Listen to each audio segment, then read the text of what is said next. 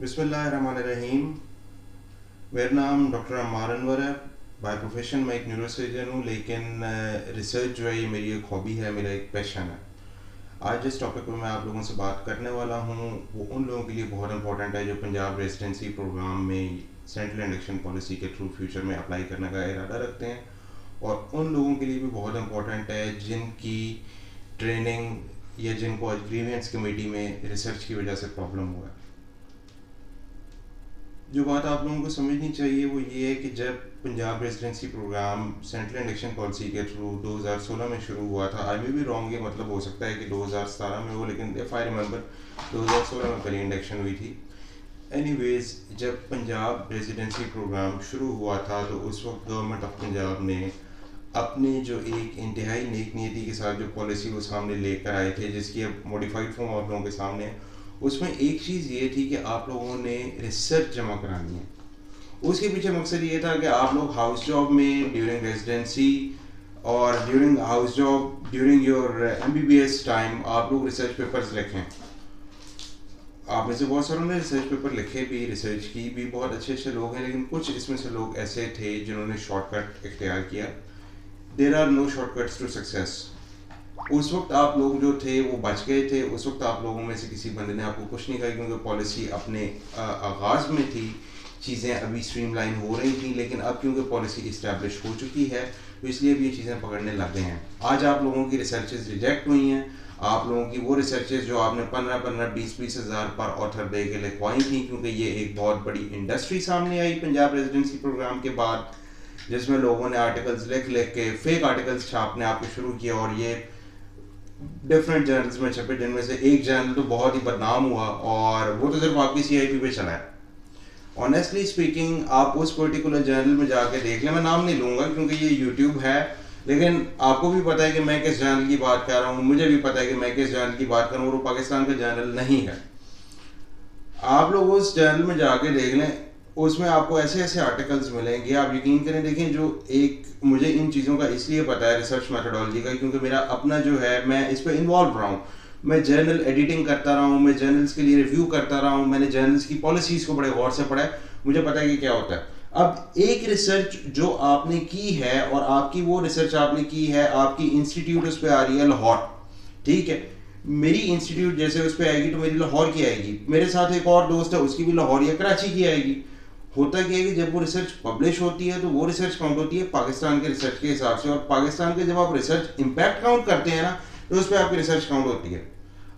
अब original researchers बहुत सारे बैठे हैं, बड़ी मेहनत से लोगों ने रिसर्च भी किया, अच्छे अच्छे इम्पैक्ट फैक्टर जर्नल्स में छपे भी हैं, लेकिन कुछ ऐसे लोग जिन्होंने आपको धोखा दिया है, आपसे कहा है कि आपकी CIP के लिए 5 नंबर रिसर्च छपवाएंगे और आपको इतने पैसे दें, और आपके हम रिसर्च छापते हैं, फौरी तौर पे आपको DOI नंबर मिलेगा, ये होगा तो वो होगा। आपने दिए, आपकी रिसर्च छपी, लेकिन आपने कभी बैठ के सोचा कि आपकी ये जो रिसर्च छपी है ये इतनी आला पाई की रिसर्च छप कैसे गई?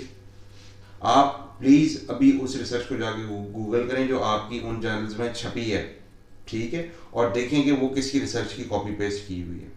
प्लेजराइज्ड रिसर्चेज आपकी छपी हैं, पाकिस्तान की बदनामी हुई है। अभी भी आप लोगों के पास टाइम है, आप लोग प्लीज़ अपने ओरिजिनल रिसर्च आर्टिकल्स पे काम करें। आप लोगों को अगर कोई रिसर्च रिलेटेड प्रॉब्लम्स में इसमें प्रॉब्लम फेस हो रही हैं, तो जो सबसे ईजीएस्ट वे है रिसर्च करने का, वो आप एक देखें, जो बात अब मैं आपको CIP की रिसर्च पे जो है वो तो एक लंबी डिटेल बात होगी, और इंशाल्लाह मेरी कल वाली वीडियो जो होगी वो इसी टॉपिक पे होगी, लेकिन जो आज वाली वीडियो है वो आपको ये बताने का मकसद ये है कि जो आपकी रिसर्च छपी है, जिस जर्नल में छपी है, और वो आज रिजेक्ट हुई है आपकी CIP में, तो आप प्लीज़ अपनी रिसर्च जो है वो उस जर्नल में आप उन्हें रिट्रैक्ट करें, उन्हें रिट्रैक्शन की ईमेल भेजें, उनसे कहें कि रिसर्च रिट्रैक्ट करें। नहीं तो मैं आपको एक बात बता रहा हूँ, आज आप लोग जो हैं PGRs हैं, ठीक है, आप इंडक्शन के लिए अप्लाई कर रहे हैं, कल को आप लोग लगेंगे फैकल्टी में। ये बात मजाक नहीं है, ये बहुत सीरियस बात है, और ये बात मिसकंडक्ट के जुमरे में आती है। Misconduct is one of the 4 things जिनके ऊपर आपका कैरियर टर्मिनेट हो सकता है। आपने अगर फैकल्टी लाइंस पे जाना है तो मिसकंडक्ट पे आपका कैरियर टर्मिनेट होगा। आपने अगर गवर्नमेंट सर्विस करनी है, आपने आर्म्ड फोर्सेस में सर्विस करनी है, आपने प्राइवेट सेक्टर में जाके जॉब करनी है, आप जहाँ मर्जी चले जाएं, ये जो काम आप लोगों ने किया है, फेक प्लेजराइज्ड रिसर्चेस छपवा के, ये सारी उम्र आपको पीछा करेगा। आपको रिट्रैक्शन की ईमेल भेजनी होगी उस जर्नल को, उस ईमेल को सामने रखना होगा, रिट्रैक्ट कराएं। जिस बंदे से आपने रिसर्च छपवाई है उस बंदे से कहें कि रिट्रैक्ट कराए, वो रिसर्च अनपब्लिश करवाए। नहीं तो आप लोग जहां पे भी जाएंगे, क्योंकि अब ये वो ज़माना नहीं रहा कि आप 2 नंबरी कर लें और 2 नंबरी छुप जाए, नहीं, अब गूगल का ज़माना है। अब आप लोगों की जो रिसर्च छप गई है आप लोग उसको रिट्रैक्ट कराएं, जो गलत रिसर्च छपी है, ताकि आप लोगों के लिए बदनामी का बायस ना हो। नहीं तो कल को जब वो पब्लिक सर्विस कमीशन के इंटरव्यू में अपीयर होंगे, मैं एक एग्जांपल दे रहा हूँ, यहाँ पे इस हमाम में सारे बंदे सारे एक जैसे हैं। मैं तो खैर आप लोगों से पहले कि मेरी रेजिडेंसी है, लेकिन आप लोग जो CIP वाले हैं सारों को पता है कि आप क्या करके आए हैं। 90% लोग, बड़ी माजरत के साथ, आप में से 90% लोग जो हैं वो पैसे दे के रिसर्च छपवाइए, आपका ओरिजिनल काम नहीं है। आप लोगों से रिक्वेस्ट है, आप लोगों को नसीहत है, बीइंग योर सीनियर आपको मैं बता रहा हूँ कि उसको रिट्रैक्ट कराएं, रिसर्च को रिट्रैक्शन ईमेल कराएं, नहीं तो सारी उम्र के लिए बदनामी का दाग आपके ऊपर होगा। और कल को कोई भी बंदा, ये चीज़ आप अभी रियलाइज़ नहीं कर रहे हैं, आपका लेवल बहुत जूनियर है, लेकिन कल को कोई भी बंदा आपके खिलाफ उठ के जब आप फैकल्टी लेवल पे अप्लाई करेंगे, HEC में एक ईमेल जाएगी कि ये तो प्लेजराइज रिसर्च पब्लिश किया और आपकी faculty appointment cancel. Please get my point. जहाँ तक रिसर्च पब्लिकेशन की बात है वो आपको इन डिटेल में इंशाल्लाह बताऊंगा, लेकिन उस पर प्लीज़ आपको एक बात समझने की बात है, जो उन्होंने इम्पैक्ट फैक्टर जर्नल्स कहा है, वो पाकिस्तान में सिर्फ 3 मेडिकल जर्नल्स हैं जो इम्पैक्ट फैक्टर हैं। लेकिन आपको उस तरह की रिसर्च के बारे में मैं बताऊंगा जो आप लिख सकते हैं, जो आप इम्पैक्ट फैक्टर जर्नल में पब्लिश कर सकते हैं। देखिए मेरी अपनी रिसर्च इम्पैक्ट फैक्टर जर्नल में पब्लिश हुई है।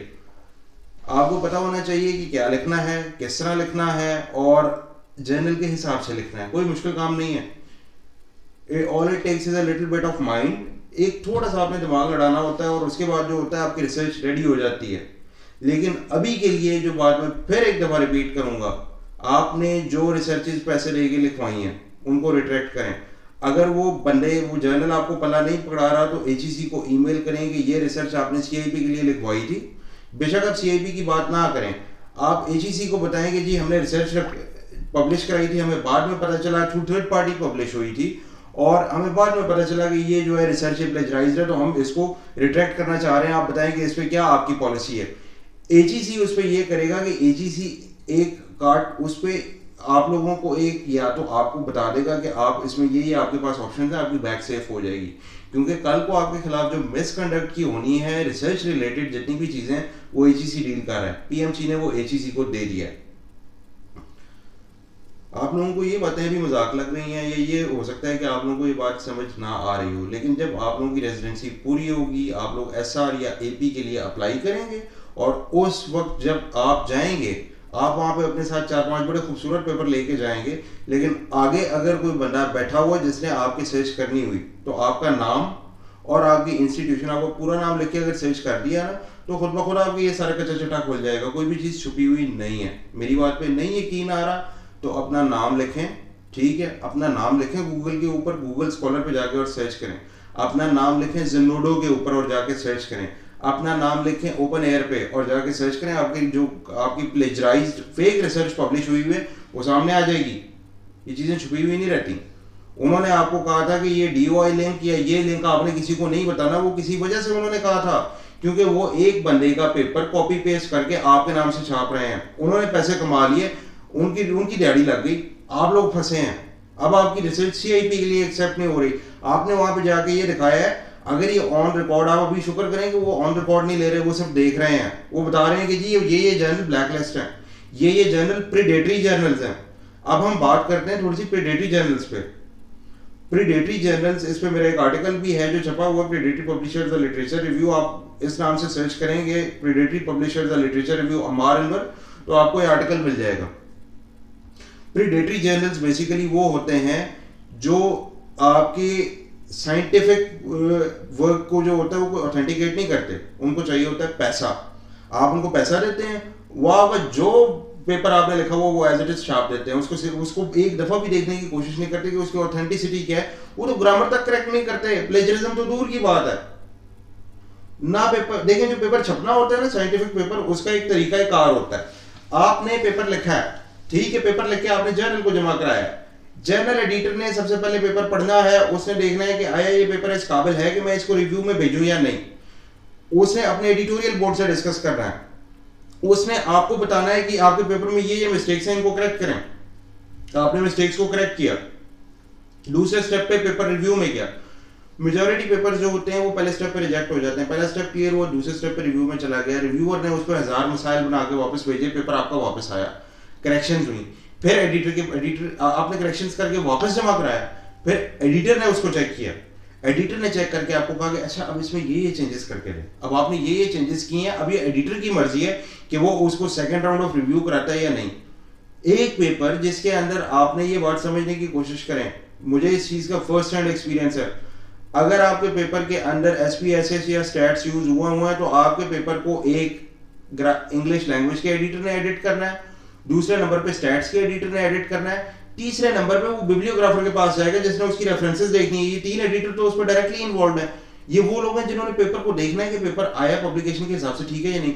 उसके बाद आपका पेपर फर्ज करें कि कार्डियोलॉजी का है, तो वो कार्डियोलॉजी के रेलेवेंट बंदे ने भी उसको रिव्यू करना है और एडिट करना है। अच्छे जर्नलिस्ट जो होते हैं वो कार्डियोलॉजिस्ट से रिव्यू कराते हैं, मतलब जो रेलेवेंट स्पेशलिटी का बंदा है उससे एडिट कराते हैं, रिव्यू भी उन्हीं से कराते हैं। आप जो ये काम इस पे कर रहे हैं ऐसे नहीं होता। इट टेक्स, अगर आप रैपिडली पब्लिकेशन भी करें तो रैपिडली कम से कम आपको 1 से 1.5 महीना लगता है एक पेपर को थ्रू करने में। ये जिन जर्नल्स को ब्लैकलिस्ट किया गया उन्होंने HEC की पॉलिसी को फॉलो नहीं किया, इसलिए वो जर्नल्स ब्लैकलिस्ट हो गए, इसलिए आप लोगों के पेपर एक्सेप्ट नहीं हुए। आप लोग अगर चाहते हैं कि आप लोगों के पेपर्स एक्सेप्ट हों तो प्लीज रिसर्च मेथोडोलॉजी को सीखें, आपको सारी चीजें सिखाई जाएंगी स्टेप बाय स्टेप। देखें, थोड़ा सा दिमाग इस्तेमाल कर लें, काम को इतना मुश्किल नहीं है। आप डॉक्टर बन गए हैं ना, तो रिसर्च करना कौन सा मुश्किल काम है, आज सीख लें सारी उम्र काम आएगा। यूट्यूब के ऊपर वीडियोस पढ़िए, गूगल के ऊपर सारा मटेरियल पढ़ा, नहीं समझ आती है आप अपने सीनियर से पूछें, लेकिन इस तरह के गलत काम मत कीजिए प्लीज। अपने जूनियर्स को भी गाइड करें, खुद भी जो है अगली इंडक्शन के लिए तैयारी करें, क्योंकि ये नेक्स्ट टाइम, इस दफा तो आप लोग बच गए हैं, नेक्स्ट टाइम हो सकता है कि वो इसका सारा लॉग रखें और वो आपको ब्लैकलिस्ट करें। ये मिसकंडक्ट होता है, इससे बचें प्लीज। Thank you.